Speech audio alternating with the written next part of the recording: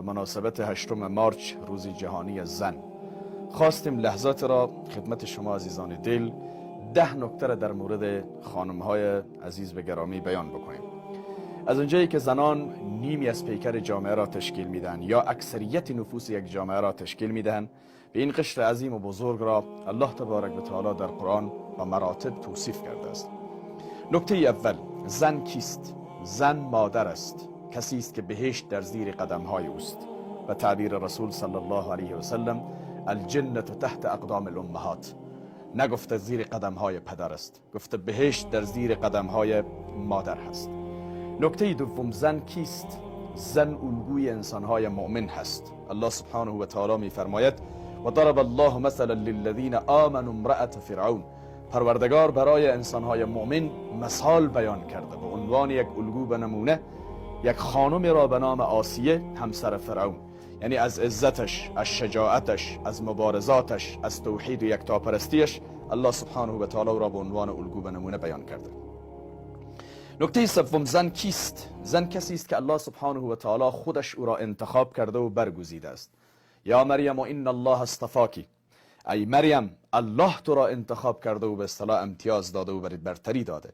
این در مورد وصف یک زن هست. نکته چهارم، زن کیست؟ زن به مقام و درجه می رسد که از جانب الله سبحانه و تعالی رزق و روزی غیبی می خورد. حضرت مریم علیه السلام و حضرت زکریا در یک وقت و زمان وجود دارند، ولی زکریای پیغمبر تعجب می کند. قال یا مریم انا لکی هذا، قالت هو من عند الله. مریم این همه نعمتی که برایت سرازیر شده از کجا آمده؟ زکریا تعجب می کند، ولی مریم می گوید که از جانب الله سبحانه و تعالی برایم فرستاده شده است.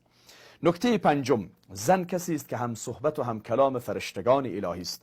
الله سبحانه و تعالی در قرآن می فرماید اذ قالت الملائکه یا مریم، هم صحبت و هم کلام و هم سخن و هم نشین بودن. سبحان الله. نکته ششم، زن کسی است که خالق زمین و آسمان از فوق آسمان ها آوازش را می شنود. قد سمع الله قول التي تجادلك في زوجها و تشتكي الى الله، به او لحاظ تأکید می کند خالق زمین و آسمان. و کسی که آواز این خانم را می شنود می گوید باید با این زن معاشرت و حسن اخلاق و رفتار خوب داشته باشید. هفتم، زن کسی است که رسول صلی الله علیه و سلم در آخرین لحظات حیاتش یکی از توصیه های پیغمبر همی است که شما را وصیت میکنم، نصیحتتان میکنم در مورد اخلاق، رفتار، برخوردتان با زنان متوجه باشید. الصلاة و ما ملکت ایمانکم، ای مردم نماز بخوانید و متوجه همسرانتان و متوجه زنانی که در زیر دستتان قرار داره متوجه اونها باشید. هشتم، زن کسی است که اسلام او را نصف ایمان توصیف کرده. رسول ما صلی الله علیه و سلم ایمان یک انسان مؤمن به کمال نمیرسد تا زمانی که ازدواج نکند. زمانی که ازدواج میکند، ازدواج نصف ایمان یک مرد در تکمیل میکند. بنابراین پس در مورد برخورد، اخلاق، رفتار من باید با زنان متوجه باشیم.